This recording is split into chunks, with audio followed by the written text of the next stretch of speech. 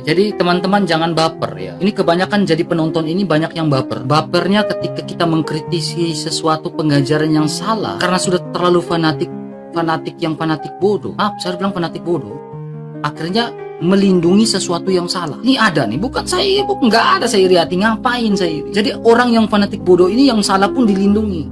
Ya kalau dia bilang Tuhan ada 3, itu menurut kamu sesat gak? Sesat saya. Itu sesat. Jadi masa bilang Tuhan atau ada 3 kita masih membela, bilang itu gak apa-apa. Ini kan kompromi dengan ajaran iman. Kalau saya salah, saya bilang saya salah. Maaf, saya belum belajar. Saya pelajari dulu hal ini.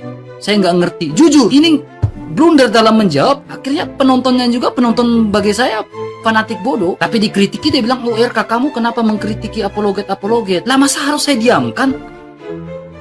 Banyak yang nonton, lalu saya diamkan. Penyesat berkembang biak. Alkitab mencatat terkutuklah jika kau tidak memberitakan Injil. Jujur teman, jujur, diskusi itu jujur. Kalau ada saya bilang fanatik bodohnya adalah bilang 3 Tuhan saja. Mereka bilang benar. Nah ini triteis, pandangan triteus. Bukan berarti saya mau menyerang. Lah kalau dia sesat kenapa saya harus diam? Ini kan kacau teman, kacau.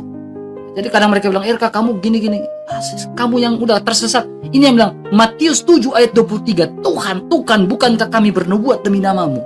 Mengusir setan demi namamu. Pada hari itu Yesus akan berterus terang, aku tidak mengenal engkau. Enyalah daripada kamu padaku, hai semua pembuat kejahatan. Orang Kristen dienyahkan sama Tuhan Yesus. Karena apa? Kompromi dengan apa? Doktrin. Makanya pas saya dulu teologi ya, belajar teologi, saya sampai S1, saya belajar tentang sampai sarjana teologi. Pas Stephen Tong bilang begini, ada 3 hal. Yang pertama, high morality. Yang kedua, ya, purest motivation. Yang ketiga, sound doctrine. Junjung tinggi doktrin, apalagi Tritunggal. Nah kalau doktrin yang Tritunggal saja kamu udah kompromi, bagaimana kamu memberitakan Injil? Ini saya bilang kita menyerang boleh, tapi harus defense.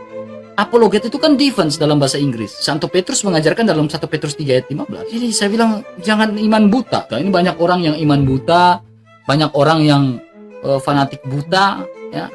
Ya pada akhirnya ya kalian itu seperti kerbau yang dicucul hidungnya. Ya, kalian seperti kerbau yang dicucul hidungnya. Ini persoalan. Karena apa? Kompromi dengan ajaran Kristen. Saya harus bilang sesat. Ya, masa bilang 3 Tuhan, saya harus bilang, oh nggak apa-apa itu. Itu nggak apa-apa. Itu kompromi namanya. Makanya saya bilang sekolah teologi sehingga memahami ilmu pastoral. Seorang yang mempelajari ilmu pastoral, dia akan mempertanyakan, saya kompromi nggak dengan doktrin ini?